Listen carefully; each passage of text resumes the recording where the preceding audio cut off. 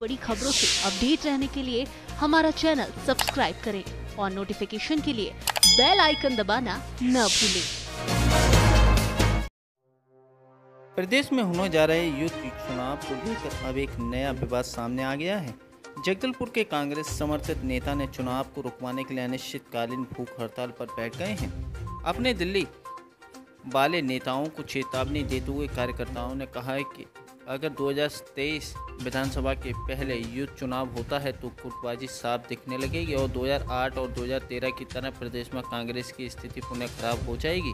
ऐसे में होने जा रहे चुनाव को तत्काल रोक लगा देनी चाहिए। मीडिया से बात करते हुए अनिश्चितकालीन में बैठे यूथ नेता ने बताया कि चुनाव को रोक लगाने के लिए प्रदेश स्तर के नेताओं से बात की गई थी। उनका कहना है कि दिल्ली वालों का आदेश है चुनाव करवाने के। दिल्ली वालों तक आवाज़ पहुंचाने के लिए केवल जल के भरोसे ही अनिश्चितकालीन भूख हड़ताल अकेले ही शुरू किया गया है। युवा नेता ने कहा कि अगर 2023 के पहले ये चुनाव होते हैं तो गुटबाजी खुलकर सामने आएगी और इसका फ़ायदा भाजपा को होगा। अभी यूथ चुनाव के पहले ही प्रदेश में 10 से 15 गुट बन गए हैं और चुनाव होते होते कई गुट बन जाएंगे।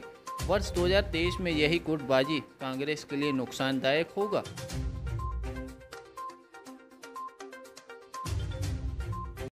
निरंतर जब से युवा कांग्रेस का चुनाव का घोषणा उनके युवा संगठन राष्ट्रीय संगठन ने किया है, तब से छत्तीसगढ़ में अपन निरंतर देख रहे हैं कि कांग्रेस में फिर से एक बार 2013-14 वाली स्थिति पैदा हो रही है, 12-13 वाली कि फिर से हम लोग एक बार फिर से कांग्रेस गुटबाजी की शिकार में बनती दिख रही है।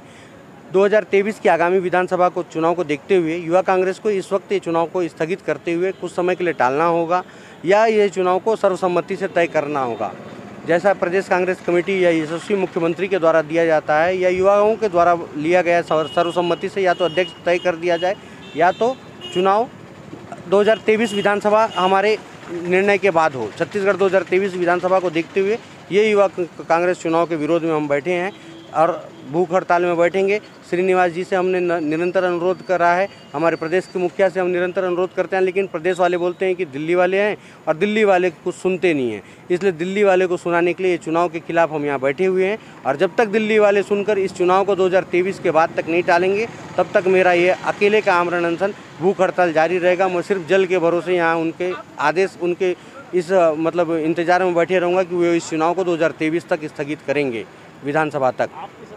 लोग प्रत्यक्ष और अप्रत्यक्ष रूप से आएंगे। जब लड़ाई होती है शुरू हुई है, अकेले हैं, देखेंगे आगे जीत में तो सब साथ होंगे।